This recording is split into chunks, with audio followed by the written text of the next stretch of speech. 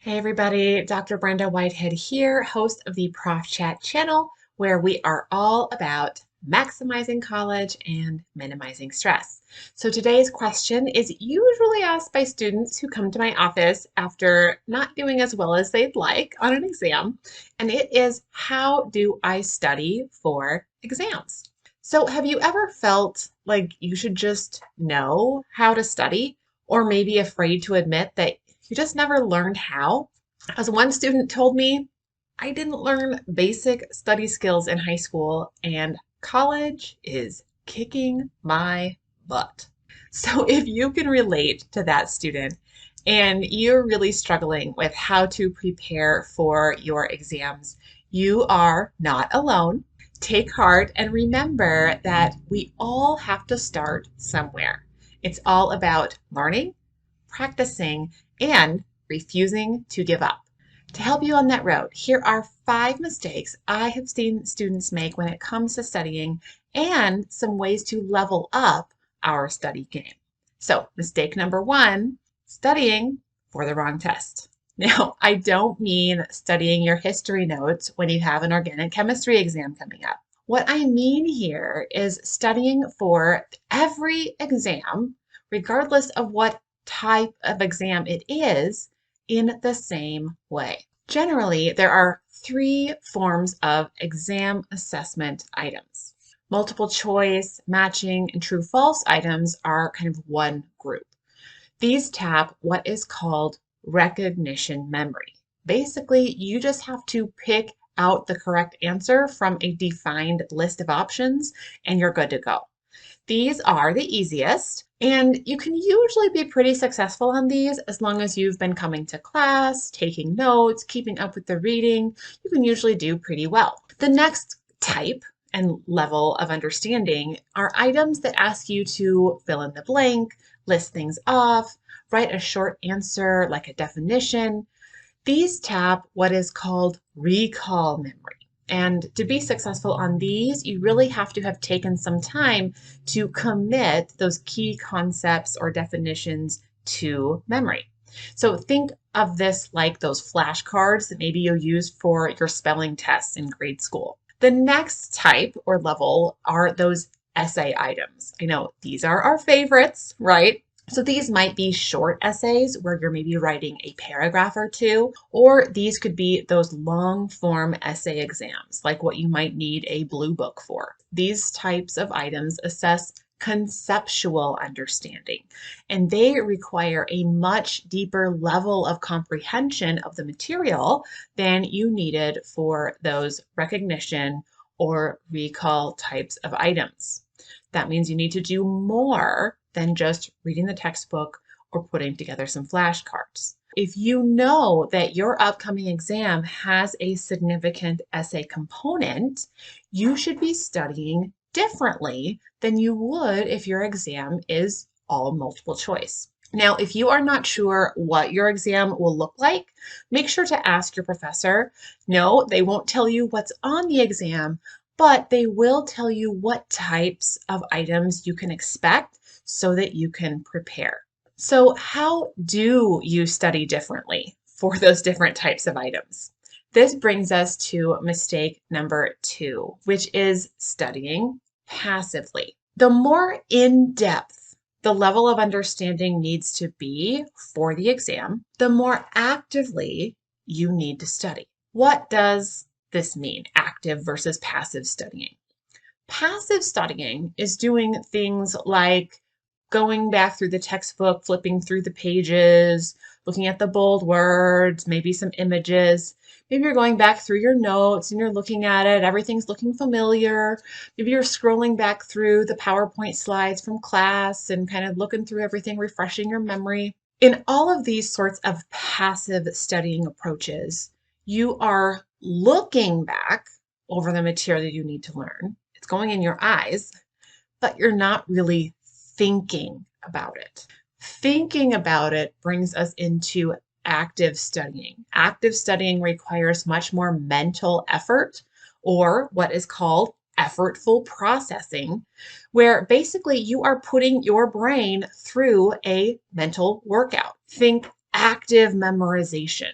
coming up with your own examples that illustrate a concept or a theory, explaining something in your own words to a roommate or your mom. As humans, we want to conserve energy, so we don't want to make our brain do this hard work, which is why we really have to push ourselves to move beyond those passive, easy on the brain approaches to those more effective active studying techniques. Active studying is what really gets you the learning outcomes you need to crush that exam, no matter the type. Now, we don't have time for it here, but if you would be interested in a video on specific ways to motivate yourself to actually do these active study strategies, let me know in the comments and I can put one together for you. Mistake number 3 is waiting until the last minute. I've heard the rationale.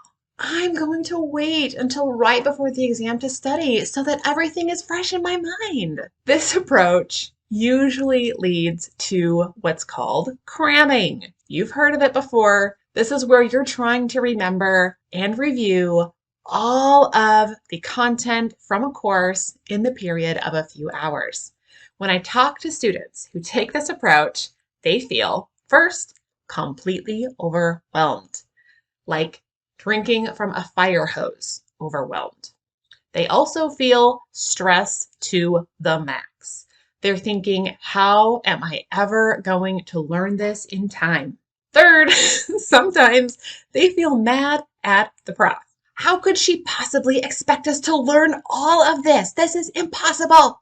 It is impossible because cramming is not how learning works. You won't be able to learn all of that material in the span of a few hours. So it's no wonder you're feeling stressed and overwhelmed. Instead, we know from research and experience that learning happens from something that's called spaced practice. Whether it's a skill like playing piano or kicking a soccer ball, or content like psychological theories or chemical bonds, our brain learns through repeated active engagement spaced across days and ideally even weeks. So, actively reviewing the material should be a regular part of your week. Schedule it like you might a soccer practice. Do this and you will be much less overwhelmed and much more confident heading into your next exam. Mistake number 4, pulling an all-nighter. All right, so some people in the cramming camp from number 3 double up on their mistake by pulling an all-nighter to cram. Who needs sleep, right? You can sleep after the exam. Here's the problem. You need sleep. Sleep does so much for your brain and your body, especially in the context of college stressors like exams. The most relevant ones for this situation that we're talking about here, first, sleep helps your brain be able to focus. You're going to be able to really read those items and really think about what you need to do. Second, sleep improves memory consolidation. Basically, it helps you remember things better. You're better able to pull out what you actually learned and studied. Third, sleep improves psychological well-being, meaning it's more likely that you'll be in a calm, confident headspace when you walk into that exam room rather than a stressed out mess. Even if it's a short night, get some sleep the night before your exam. Your exam grade will thank you, I promise. Mistake number 5, going it alone. This is not to say that you shouldn't study solo.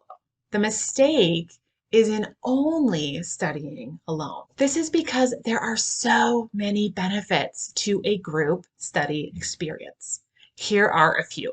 First, we all have different holes, different things we missed or that we're confused about, and that our classmates can help with. They can help fill in those holes. Second, one of the best ways to learn something is to teach it. So if you get a chance to explain a concept to a classmate who is even more lost than you are going to have an even better grasp of that material after that study session.